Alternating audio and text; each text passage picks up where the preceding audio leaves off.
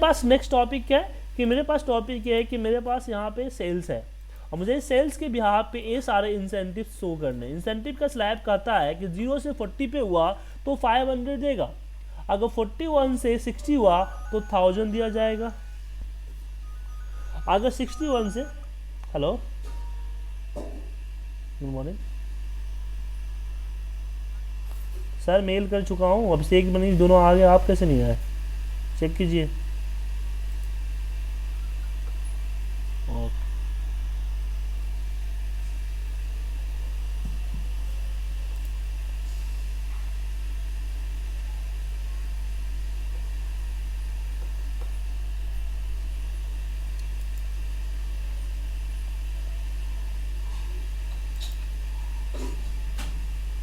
ज्योति मिश्रा, तो चलिए इसमें आगे चलते हैं हम अपनी इस पे कि हमारे पास 60 यहाँ पे स्टेप्स है कि अगर 40 से 0 से 40 के बीच में अगर सेल्स का फिगर आता है तो हम 500 रुपये इंसेंटिव देंगे, अगर 41 से 60 आता है 1000 देंगे, अगर 61 से 100 आता है तो 1500 देंगे, और ग्रेटर देन 100 आता है तो यहाँ पे 5000 देंगे। यहाँ पे कंडीशन होगा कि इफ अगर ए लेस देन इक्वल टू 40 हुआ तो यहाँ पे 500 शो हो,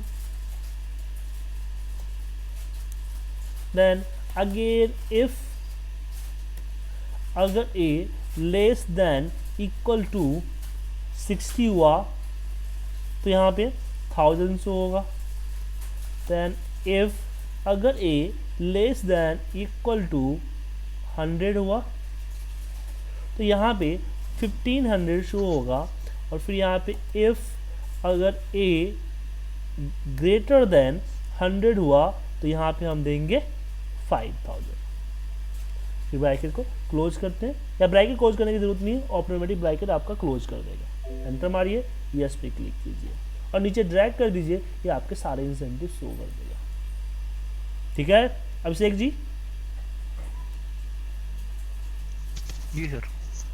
तो हमने यहाँ पे इस तरह से यूज किया कि यहाँ पे कि if less than equal to 40 तो 500, if A2 is less than equal to 1000 तो 500, इस तरह से हमने यहाँ पे इसको शो किया।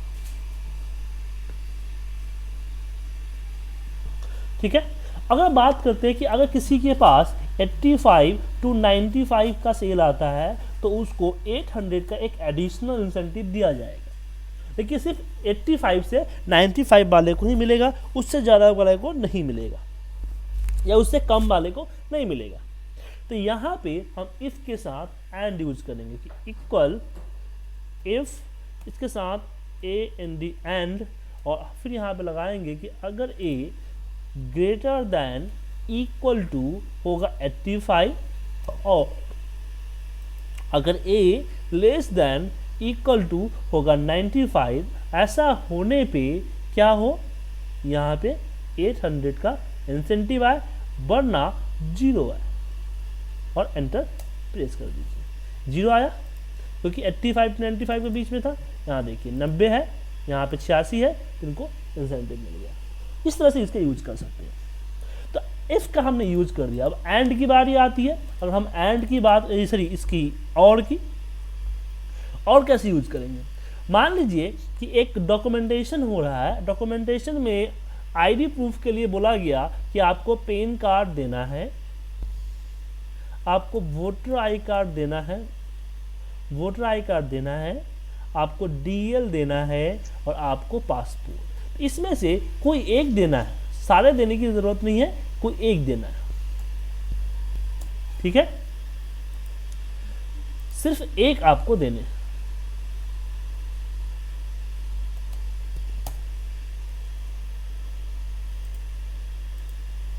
अब प्रॉब्लम यह है कि जरूरी नहीं एक या एक से ज़्यादा, मतलब कि अगर किसी ने अगर मान लो कि पैन कार्ड दे दिया और डीएल दे दिया तो यहाँ पे स्टेटस होना चाहिए, या फिर सिर्फ पैन कार्ड दिया या सिर्फ डीएल दिया, या किसी मोर देन वन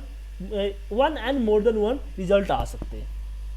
तो यहाँ पे कंडीशन क्या हो रही है, और की कंडीशन हो रही है कि इसमें से सारे रिक्वायर नहीं है, एक भी चलेगा और एक से ज़्यादा भी चलेगा। ठीक है।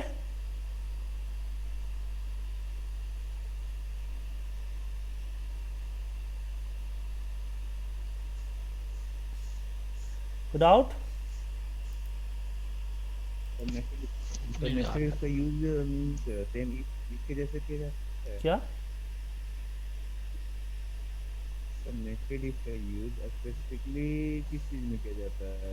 नेस्टेड इफ का यूज ज़्यादा आपके पास स्लैब्स होते हैं ना, जैसे कि आपको ये देने हैं, मान लीजिए ना, जब आपको ग्रेडिंग देना है या इंसेंटिव देना है, या इस तरह से स्लैब जो हमारी चीज़ें होती है ना, उस केस में यूज करते हैं। ठीक है। जैसे ग्रेडिंग देना ना आपको कि A grade, B grade, C grade, ये देना है या कोई ये चीज़ें देनी है, उस केस में इसका यूज करते हैं। हेलो, हाँ, ओ मैं अभी आऊँगा, 11 साढ़े 11 तक आऊँगा। हाँ मैं ले लूँगा, छोड़ सामने वाले को छोड़ दीजिए ना, उनको दे दीजिए, उनको पैसे ही दे दूँगा, कार्टेज भी ले लूँगा उनसे। बोल रहा हूँ आपके जो कुरियर वाले हैं ना, उनको दे दीजिए भैया को। मैं अरे जो आपके हैं ना साईनाथ, हाँ उनको दे।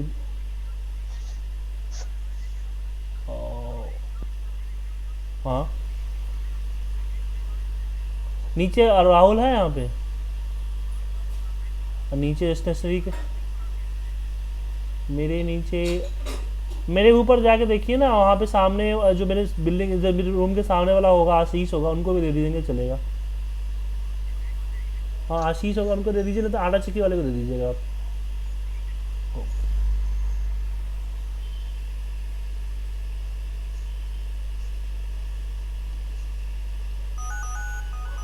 Sorry sir. तो यहाँ पे हम लगाएंगे फंक्शन और का, और यहाँ पे बोलते हैं कि अगर a इक्वल टू वाई है हमारे पास, इक्वल टू वाई, तो यहाँ दूसरा कंडीशन आएगा a that equal to Y, A भी आपका, सॉरी, ए भी इक्वल टू वाई होना चाहिए। देन कॉमा, इसको सेलेक्ट करते हैं, that equal to Y, comma, यहाँ पे दैट इक्वल टू वाई। अगर इसमें से किसी एक में भी और क्या करेगा, एंड के जस्ट अपोजिट करता है। एंड क्या करता है कि जितने भी कंडीशन आप लगाते हो, अगर सारे कंडीशन फुलफिल होते हैं, तो यहाँ पे फंक्शन क्या होता है कि आपको ट्रू देता है, वरना फॉल्स देता है। लेकिन और क्या करता है कि अगर जो भी कंडीशन में दिया है, कोई एक भी फुलफिल हो गया तो ट्रू देगा, अगर कोई भी फुलफिल नहीं आया देन फॉल्स आएगा। तो अगर मैं एक डालूं या एक से ज्यादा डालूं, ये ऑटोमेटिकली यहाँ पे ट्रू हो जाएगा। ट्रू हो गया। अब इसके बिहार पे मैं इफ कंडीशन दे के, और इसके बिहार पे आगे हम कर सकते हैं कि इक्वल इफ, अगर ट्रू है तो यहाँ पे आ जाए ओके, नहीं तो पेंडिंग, इस तरीके से ओके हो या पेंडिंग, तो इस तरह से दे सकते हैं। लेकिन अगर हम बात करें कि अगर मुझे एक करना है, मतलब कि दो कंडीशन फुलफिल करवाना है, कि एक कंडीशन होना चाहिए और फिर इसमें से कोई एक कंडीशन होना चाहिए। दो कंडीशन फुलफिल होने ही चाहिए, दो से कम हो तो ना हो। तो यहां पे हम क्या करेंगे, तो यहां पे हम इसके लिए हम एंड और दोनों लगाएंगे। इसमें क्या है कि एक हमारा एंड है, ए और बाकी और है, मतलब इसमें से कोई एक होनी चाहिए और एक ए होनी चाहिए। तो इस केस में हम क्या करेंगे, हम यहाँ पे स्टेटस देने के लिए यहाँ पे करेंगे इक्वल एंड, एंड के अंदर में हम इसको डालेंगे कि दैट इक्वल टू वाई, उसके बाद और डालेंगे, और इस और में इन तीनों को दे देंगे, that equal to Y, comma, that equal to Y, comma, that equal to Y, bracket close और एंटर। ट्रू आ गया। ठीक है। अगर मैं किसी एक को डिलीट करता हूँ तो यहाँ पे फॉल्स आएगा, करता हूँ तो ट्रू आएगा। तो इसलिए यहाँ पे एंड और इस तरह से आपस में कंबाइन करके हम रखते हैं। समझ में आ गया आप लोगों को? का मतलब है कि एंड में वो एक भी कंडीशन हो तो ट्रू कर देगा, हाँ, और में नहीं करेगा, दोनों कंडीशन में करनी चाहिए। नहीं, और एंड में दोनों कंडीशन होनी चाहिए तो ट्रू करेगा, और में कोई एक भी कंडीशन मिलेगा तो ट्रू कर देगा। अच्छा अच्छा अच्छा। और हुआ ना, मतलब कि आपके पास दो ऑप्शंस है, कोई एक चूज कर लो या दोनों चूज कर लो। ओके एंड में क्या है कि सारे चूज करने हैं आपको, ओके। समझ गया ना? हाँ जी ठीक है। उसके लिए जैसे वो एक डॉक्यूमेंट लिस्ट है कि आपको आईडी प्रूफ देना है, आपको एड्रेस प्रूफ देना है, आपको डेट ऑफ बर्थ प्रूफ देना है, और आपको कुछ और देने हैं। 4 डॉक्यूमेंट का है, चारों आपको देने ही देने हैं। और आईडी प्रूफ में क्या हुआ कि आईडी प्रूफ में आप इन चारों में से कोई एक दे सकते हैं, चारों देने की जरूरत नहीं है, चारों में से कोई एक दे सकते हो। तो 4 डॉक्यूमेंट होना ये आपका एंड कहलाया, चारों डॉक्यूमेंट देने हैं। और ये जो आईडी प्रूफ के लिए अलग एक कैटेगरी बना, उसमें अगर आपका पर्टिकुलर एक ये करना है तो उसका पड़ा और बड़ा, किसमें से पर्टिकुलर एक देना है, 1 से 2 देना है उस केस में। अब यहाँ पे एक बारी आती इफ एरर की। कभी कभी क्या होता है कि हम लोग फॉर्मूला लगाते हैं, जैसे कि यहाँ पे सेल्स, यहाँ पे टारगेट, सेल्स यहाँ पे हमारा टारगेट। तो क्या होता है कि 50 सेल हुआ 70 में से, इस तरह से हमें मंथ नीचे नीचे हम लोग ऐड करते जाते हैं। तो हम लोग क्या करते हैं, परसेंटेज निकालने के लिए इसको डिवाइड कर देते हैं, ये आ गया परसेंटेज। अभी क्या होता है कि हम लोग इसको नीचे ड्रैग करके छोड़ देते हैं कि जैसे हमें वैल्यू डालेंगे वैसे यहाँ पे क्या होगा, अपने आप रिजल्ट आते चला जाएगा। लेकिन नीचे जब नीचे ड्रैग कर देते हैं तो एरर आ जाता है, एरर आ रहा है, सही एरर आ रहा है, लेकिन मुझे क्या करना है, एरर को शो नहीं करना है। आप चाहते हो कि एरर को शो ना हो, बाकी सारे शो हो। तो उसको हम क्या करते हैं, उस केस में इफ एरर लगाते हैं। जो हमारा फॉर्मूला है उसको हम इफ एरर में डाल देते हैं और बोलते हैं कि अगर ये फॉर्मूला एरर आए तो इसके जगह पे कोई और, जैसे ब्लैंक हो या कुछ और हो, उसको शो कर दे। ये हमारा इफ एरर करता है। इफ एरर में क्या होता है कि अगर फॉर्मूला एरर दिया तो यहाँ पे ब्लैंक शो कर देगा, या जो भी हमें चाहूँ वो शो कर देगा। लेकिन इसके जगह पे कोई नंबर्स या कुछ चीज़ें ऐसी डालता हूँ तो चीज़ें यहाँ पे शो कर देगा। तो जो फॉर्मूला, अगर फॉर्मूला ने रिजल्ट परफॉर्म किया तो रिजल्ट देगा, रिजल्ट परफॉर्म नहीं किया तो रिजल्ट आपका उसके जगह पे वो चीज़ें दिखाएगी। ये हमारा इफ एरर का फॉर्मूला है। अभी क्या है कि मैं आपको एक फाइल और साथ में एक और फाइल भेज रहा हूं।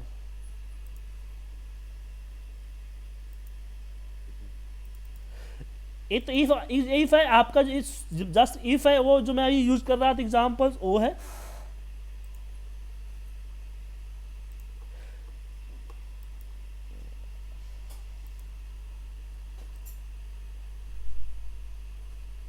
एक और फाइल है जिसमें मैंने एक टेस्ट ले रखा है आपका इफ फॉर्मूले के। उसमें इफ के कुछ कंडीशंस है, उस कंडीशंस को आप, उसके कुछ क्वेश्चंस है, उस क्वेश्चंस को आपको सॉल्व करना है। जिससे पता चलेगा मुझे कि आपने इफ फॉर्मूला कितना सीखा है, क्योंकि इफ फॉर्मूला इंपॉर्टेंट फॉर्मूला है।